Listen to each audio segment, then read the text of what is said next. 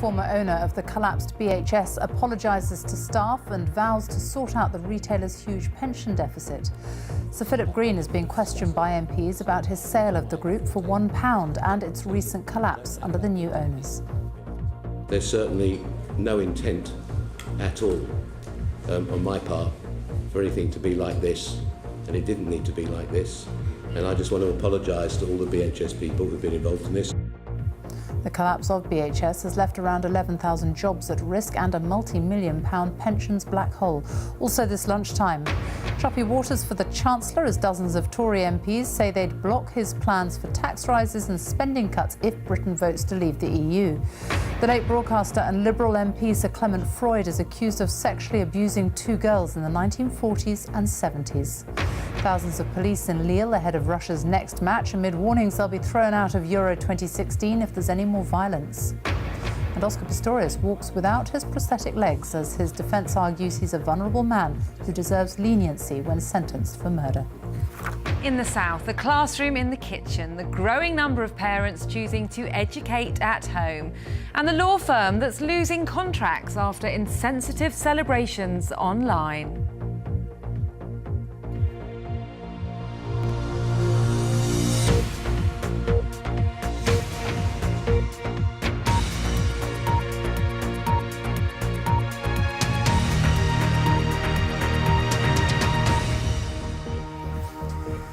Good afternoon and welcome to the BBC News at 1. The former owner of BHS has apologised to staff for the collapse of the high street chain and promised to help sort out a deficit of more than £570 million in its pensions fund.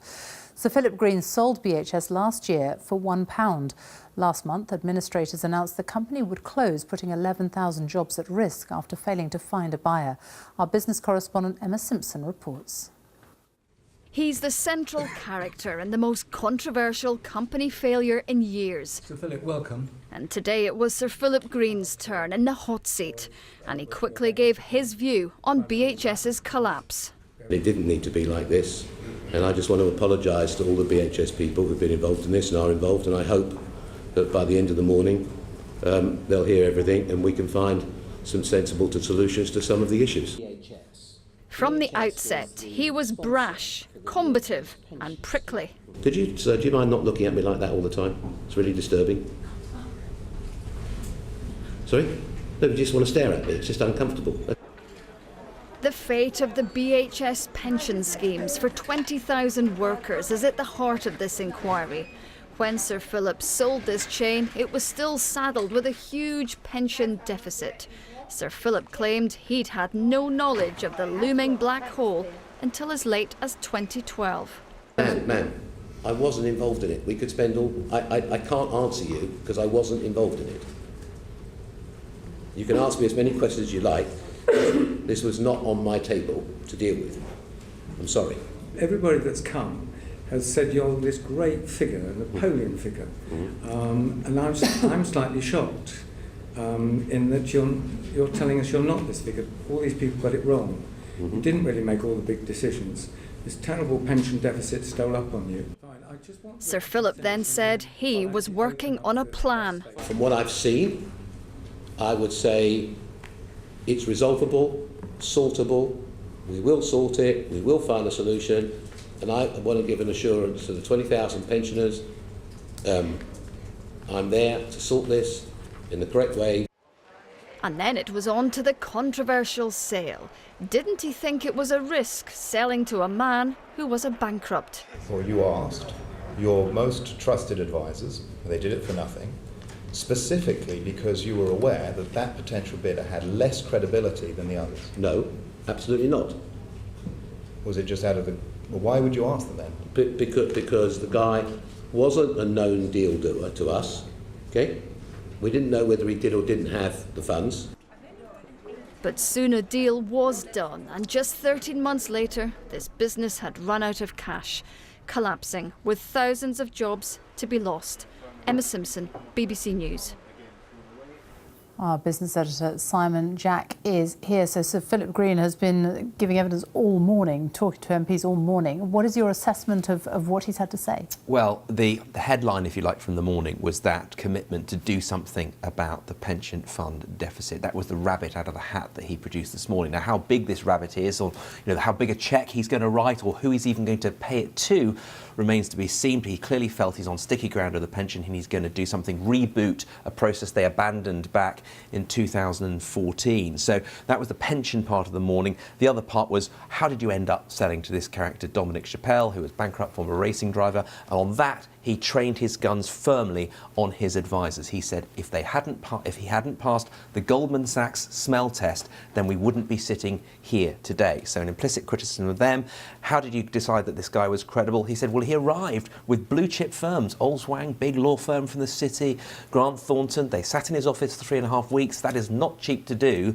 And so that gave him some comfort. Now, there are questions about how he paid for those advisors and whether Sir Philip Green, in a way, actually helped him get there. That, I imagine, will come on to this afternoon. The questions are still going on, but a very interesting morning. And there were some pretty testy exchanges at times. Well, it was going to be interesting to see how he got on with Frank Field, who, of course, before this session had called for him to be stripped of his knighthood. In fact, they actually got on pretty well and were sort of laughing along. But there was that curious moment when he asked Mr. Fuller to don't stop staring at me, you're unnerving me. So he was jocular in some parts and rather testy in others. And I think as the hours go on, I think there's quite a lot more left to come. We'll get a bit more of that. Simon Jack, thank you.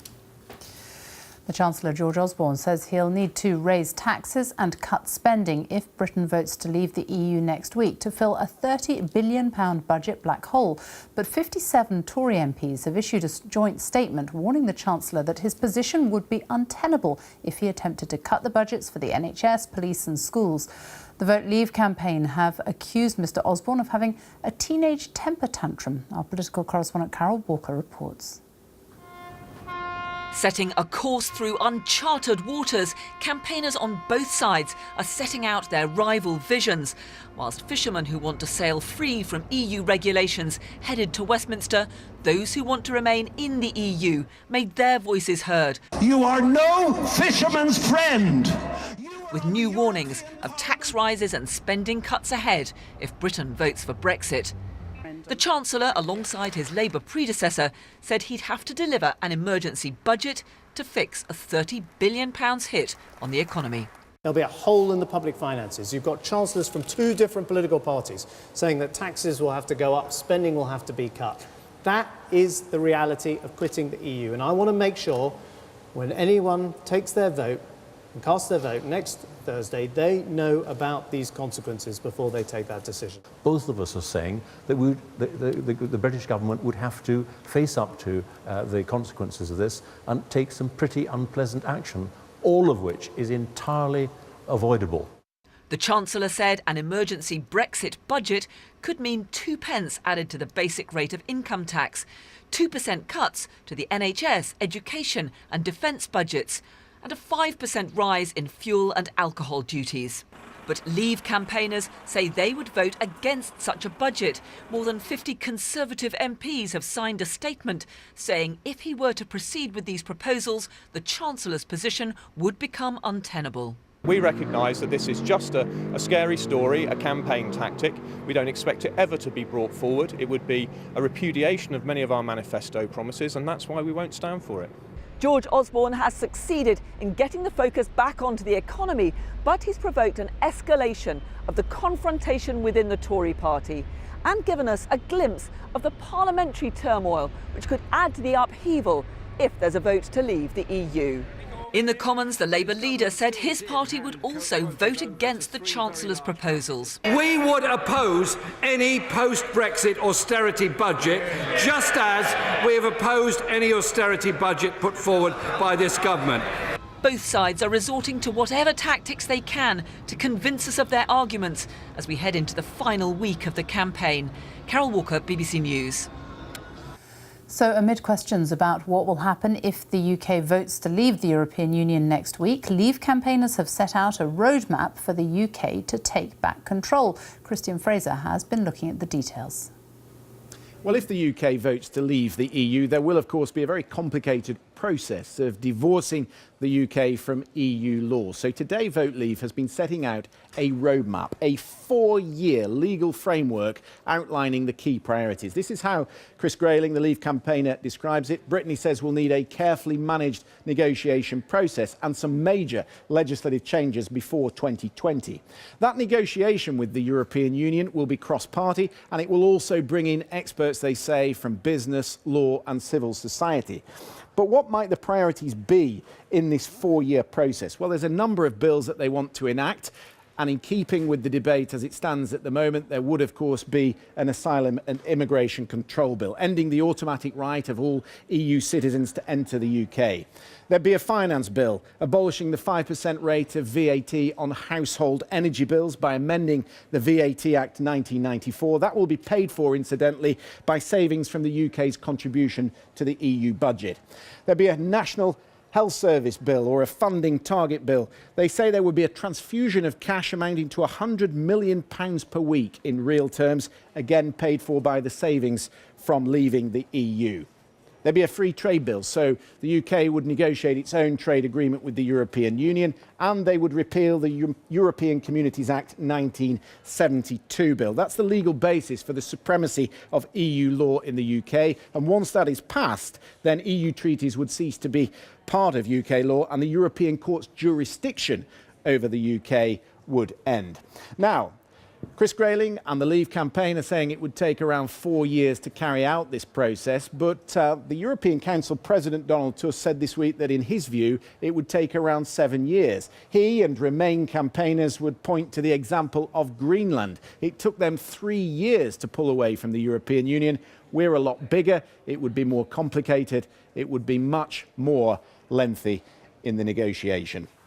And then don't forget that, yes, this might be a divorce, but we're not pulling away from the European continent altogether. So there would be 27 other EU countries that would want to say and a vote on the UK's future relationship with the European Union.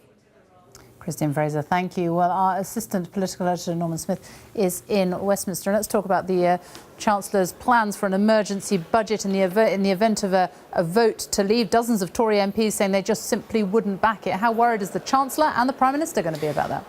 Well, they're both playing this down, but this threatened revolt represents a marked escalation in the Tory civil war over Europe, because to threaten to vote down what would be a Conservative budget would be tantamount almost to a vote of no confidence in your own government. So the blue-on-blue carnage is no longer confined to Europe. It's almost become about who governs, and this comes as the Brexiteers seem to be trying to set themselves up almost as an alternative Brexit government in waiting, coming forward with their own sort of mini Queen's speech with legislative plans, spending pledges, funding commitments. And I think, Sophie, it points to a broader truth that this referendum is shattering normal politics. Just recap today, we have the Chancellor standing next to his old adversary to outline an austerity budget which is opposed by many of their own backbenchers, but which they hope to get through with the Labour Party. But then Jeremy Corbyn, who's meant to be on the same side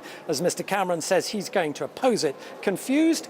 And then at that same time, we've got a sort of mini Battle of Trafalgar, Pirates of the Caribbean going on the Thames. And, you know, I have never, ever seen anything like this before. And I think brutal truth is that this referendum may not just reshape our relations with the rest of the world, it is fundamentally reshaping normal politics and political alliances. Norman Smith in Westminster, thank you. And there is a special EU question time this evening. That's at 6:45 on BBC One, and it is called The Case for Leave. The late broadcaster and former Liberal MP Sir Clement Freud, who died in 2009, has been accused of sexually abusing 2 girls between the 1940s and the 1970s. The allegations are made in an edition of the ITV documentary series Exposure, to be broadcast tonight. Our Home Affairs correspondent Tom Simons has this report. I went out and got 2 pounds of Aberdeen Angus fillet steak. At his funeral, he was described as a national treasure. The dry wit, the hangdog expression, brought him fame alongside his beloved Henry in television adverts. He said he wanted this stuff. New chunky meat gives you... And on Radio 4 panel shows. Christopher Robin went hoppity, repeat 4 times, hop. Now he's branded a paedophile. This is Sylvia Woolsey. Clement Freud was a family friend. He gave her a home when her parents split up aged 14. She's broken decades of silence to tell the ITV programme Exposure that Clement Freud subjected her to years of serious sexual abuse. I didn't know what to do, and because my mother would have been angry, and because he was nice to me. And he was an adult, a grown-up, and I was a child. So it was a terrible feeling. That's all I can say. It was just a terrible feeling. Because I couldn't do anything about it. I felt so trapped. I couldn't tell anybody. I couldn't do anything. The programme includes evidence which partly corroborates her story. His address recorded in her school records, a friend's diary suggesting unwelcome attention, though in a letter he denies an unhealthy sexual motive. He was newly married at the time. Today his widow, the former actress Lady Freud, released this statement. I am shocked, deeply saddened and profoundly sorry for what has happened to these women. I sincerely hope they will now have some peace. She didn't deny the allegations. By the 1970s, Clement Freud, a newly elected MP, was living in this prosperous part of North London. And it's at this point that a second woman says he attempted to abuse her and a friend, imploring them to get naked and have some fun. But she says 4 years later, when she was 18, he raped her. His party, the Liberals, became the Liberal Democrats, which today said none of his colleagues knew what is claimed to have been going on. Tom Simons, BBC News, North London. There's tight security in the French city of Lille this afternoon ahead of Russia's Euro 2016 game. Russia has been warned that it faces expulsion from the tournament if there's any more violence following clashes with England fans at its last match in Marseille. Thousands of England supporters have also gathered in Lille ahead of their team's next game tomorrow. Ben Brown is in Lille. Yeah, Sophie, at the moment things here in Lille pretty calm and good-natured, but the Russian supporters here know they've got to be on their very best behaviour inside the stadium this afternoon for their match against Slovakia. That kicks off in just under an hour's time. Any repeat of the trouble they caused in the stadium in Marseille, and they are out of the tournament. Well, so far here in Lille, there have only been a few isolated incidents of trouble. At this bar in Lille, there were scuffles between a small number of Russian fans and supporters of England and Wales. The riot police soon arrived, and it was all over pretty quickly. There were other brief skirmishes into the night here, but nothing on the scale of the street fighting in Marseille. Many of the Russians involved in that are now being deported from France. For the most part, there is a carnival atmosphere in Lille at the moment, with fans enjoying themselves in the city centre. But police are braced for trouble. They've drafted in thousands of reinforcements, and they're carrying out body searches on many fans as they arrive. Some Russian supporters here told me they don't expect any more violence. we don't have problem. We drink with English fun. We see football with English run. Supporters of Wales too are hoping for the best. I just try and stay in closed groups in pubs and restaurants, trying to go out into the open, and you just trust the French authorities to look after us, I hope. The authorities here are worried about more trouble, and so bars in Lille are being closed from midnight tonight and tomorrow night. And there's a ban on shops and supermarkets here selling cans and bottles of alcohol in case they're used as missiles in fights between rival fans. Fans from Russia and Slovakia were in good spirits ahead of their match today, singing and chatting together. But the Russian fans know that if they cause trouble inside the stadium, then their team will face expulsion from the tournament. And win, lose or draw today, they'll be going home. And it does seem that many of the Russian hooligans who cause so much trouble in Marseille are not here in Lille, either because they've been deported by the French police or because they've decided to stay in the south of France as their next match is in Toulouse. Sophie. Ben Brown in Lille, thank you. The time is very nearly 1:20. Our top story this lunchtime. Sir Philip Green, the former owner of the collapsed BHS, apologises to staff and vows to sort out the retailer's huge pension deficit. And Prince William becomes the first member of the British royal family to be on the cover of a gay magazine. In South Today, coming up in 15 minutes, Mum Knows Best. The growing number of parents choosing to teach their children at home. Plus, it's a special first fixture for Bournemouth. We'll have all the Premier League dates for your diary.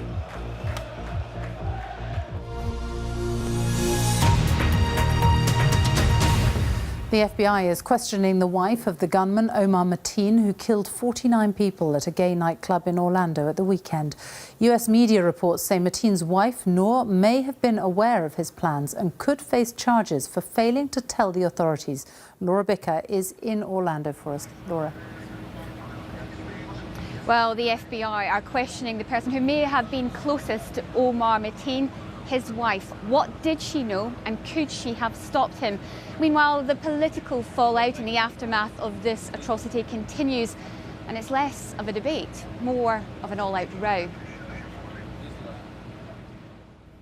A traumatic event on this scale can bring a country together, but it can also expose its divisions. Barack Obama does not often let his anger show, but he decided to make an exception to deliver this presidential rebuttal to Donald Trump and his demand for a ban on Muslims entering America. We now have proposals from the presumptive Republican nominee for President of the United States to bar all Muslims from emigrating to America. We hear language that singles out immigrants and suggests entire religious communities are complicit in violence. Where does this stop?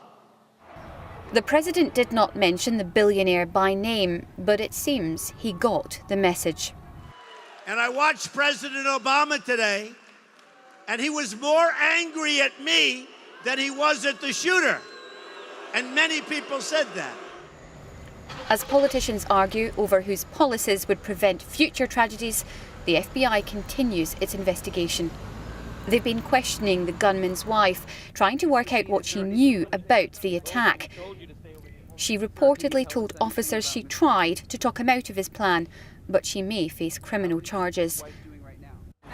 As this city continues to grieve, key questions remain. Did the man who committed this atrocity have a secret life, one his friends and his family didn't know about? And was he a regular at the nightclub he chose to target? And did he know some of his victims? As this community waits for answers, the focus is on honouring the victims. $3 million has been raised for families and those injured in hospital. The political row may rage on, but people here are just trying to help in any way they can. As questions about Omar Mateen's sexuality continue, there has been an email from the Pulse nightclub dismissing any notion that he was a regular patron as utter nonsense.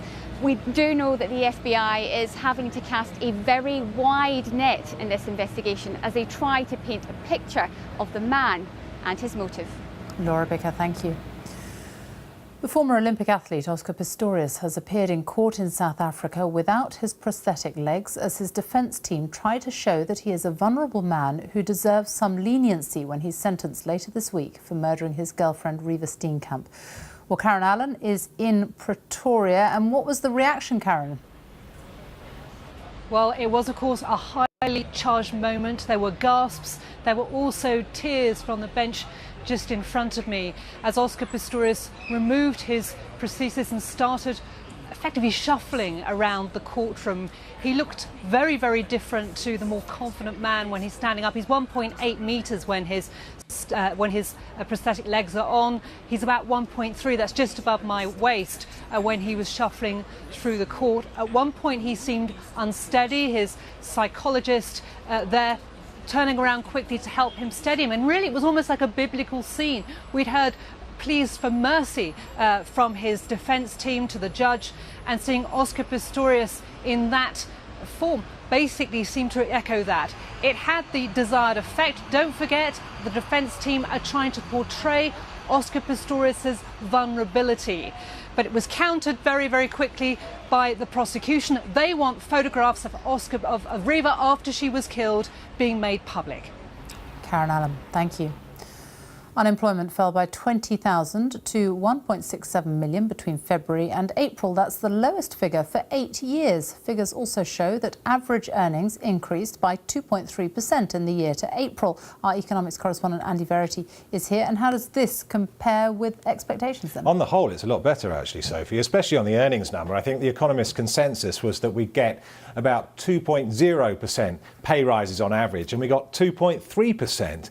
Where's the uncertainty over Brexit? Where's the harm it's supposed to be doing the economy? Not there, certainly. And if you look at unemployment, 20,000 fall in unemployment. Now, it fell to 1.67 million, which is interesting because although the rate is the lowest it's been since 2005, 5%, the number isn't that low, and that's for a reason. It's 5% of a much larger workforce than it used to be. Over the last year, we've had the workforce increasing by 461,000. And if you look at that increase, who made up that increase? Well, it was non-UK nationals more than UK nationals. So 229,000 non-UK nationals. And so there's this plentiful supply of cheap labour. And what you've got to ask about the way the economy is going at the moment is that lack of productivity we've got partly due to that? Andy, thank you. Police in Florida are continuing to search for a 2-year-old boy who was snatched by an alligator at a hotel near Disney World in Orlando. The child was paddling in a lagoon when he was dragged into the water. Richard Lister reports. The grim search for the 2-year-old boy snatched by an alligator continued all night. His family from the American state of Nebraska had been relaxing on the lagoon beach. He was paddling near the water's edge when the alligator struck. The father entered the water and tried to grab the child, was not successful in doing so. At some point, I'm told that the mother also may have entered the water. So the parents diligently tried to get the child.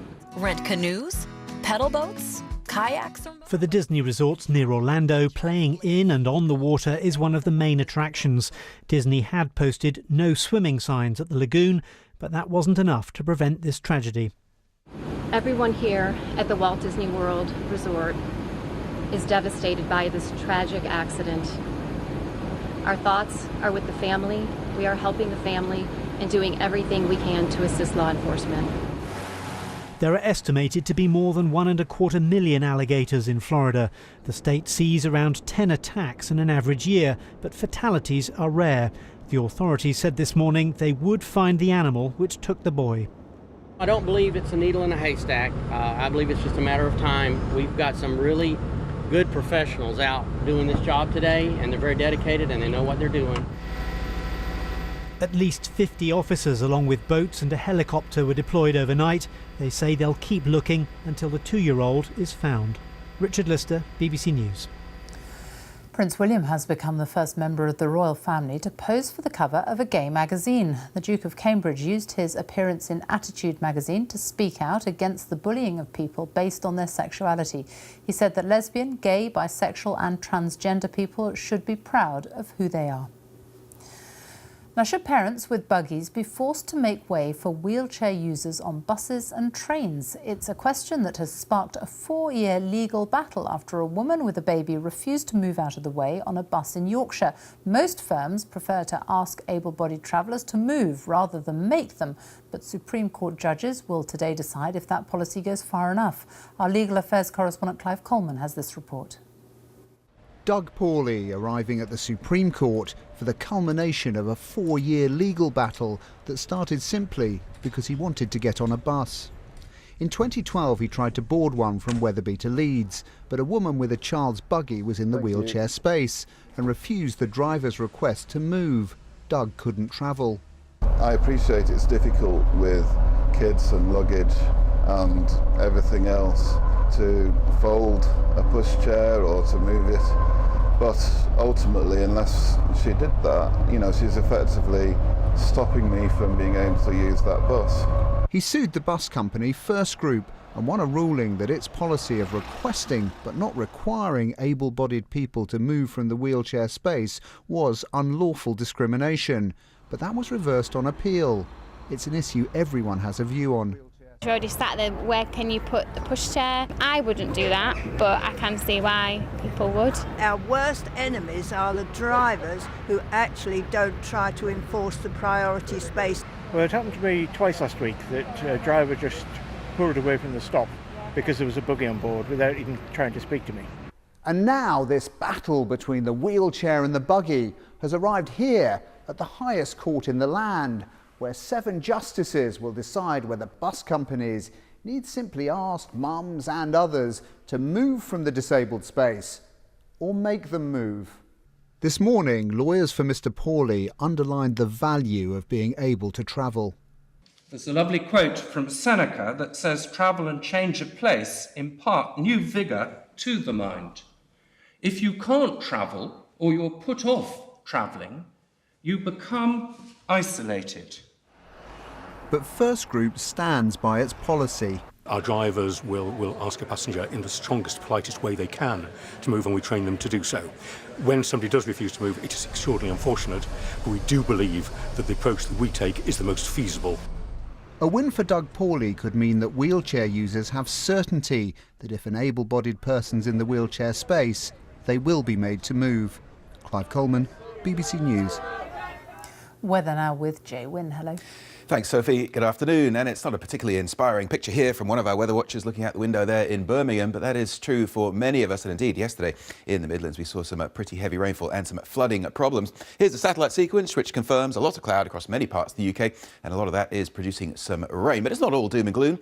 There's been a little bit of sunshine to be had in a few places. And this is a view from one of our weather watchers in London not so long ago. But we do have some heavy showers in the forecast in that line, really, from the southwest of England through Wales up into the Midlands. That's where the heaviest showers will be. A few showers either side of that, and some rather more persistent rain at the northeast of Scotland. It's been wet here recently, and more rain through the day today. Rivers are rising, so just be aware of that. Western Scotland should be that bit drier, as it should be in Northern Ireland. Some parts of Northern England not faring too badly, but through the Midlands in particular, and down towards Wales, southwest of England, could see some very heavy downpours, maybe up to an inch of rain falling in an hour, and that could well cause some flooding problems in a few places. Not everywhere is going to see that intensity of rainfall. And across the southeastern corner, all the showers here are fewer and further between. So I think it's not so bad. It's the Queen's Club for the tennis this afternoon. Maybe a shower or two, but there should be some pretty lengthy spells of dry weather. And for the racing at Ascot, again, it looks pretty good for the most part. Maybe a shower or two, but some lengthy dry spells as well. But those showers are quite slow moving.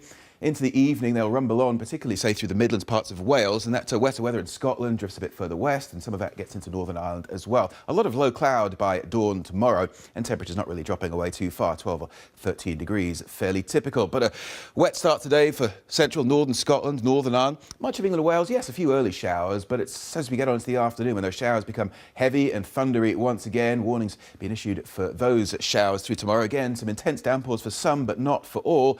Some spells of sunshine, and 19 or 20 degrees will be the top temperature. And then as we look towards tomorrow afternoon, well, all the home nations in action in the Euros tomorrow, and there's a good chance of seeing some rain, maybe even a thunderstorm later on and down towards Lyon. Towards the end of the week, low pressure still in charge of our weather. It means it's going to be still fairly unsettled. The heaviest rain will be across the southernmost counties, and again, some warnings have been issued for those. Some wetter weather towards the northeast as well. Sophie. Jay, thank you. And that's all from us. Have a good afternoon. Bye-bye.